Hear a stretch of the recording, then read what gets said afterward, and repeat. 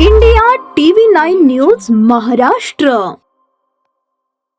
आंतरजिल्हा स्तरावर दुचाकींची चोरी करणाऱ्या एका सराईत गुन्हेगाराला ग्रामीण स्थानिक गुन्हे शाखेने अत्यंत शिताफीने अटक केली आहे. बबन सुनाडे राहणार कराडकर मठाशेजारी पंढरपूर असे अटक करण्यात आलेल्या आरोपीचे नाव असून त्याच्याकडून 8,80,000 रुपये किमतीच्या एकूण 15 मोटरसायकली हस्तगत करण्यात आल्या.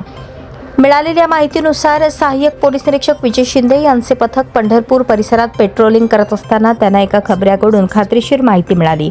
अट्टल चोरटा बबन सुनाडे हा चोरीच्या मोटरसायकली विक्रीसाठी पंढरपुरातील शिवाजी चौकात येणार असल्याचे समजताच पोलिसांनी तातडीने सापळा रचून त्याला ताब्यात घेतले.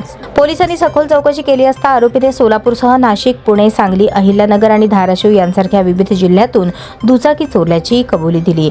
चोरी केलेल्या सर्व 15 मोटरसायकली त्याने पंढरपूर येथील सांगोला बायपास रोडच्या चिलारीच्या झाडाझुडप्यात लपवून ठेवल्या होत्या. धक्कादायक बाब म्हणजे बबन सुनाडे याच्यावर संपूर्ण महाराष्ट्रात दुचाकी चोरीचे तब्बल 100 गुन्हे दाखल आहेत.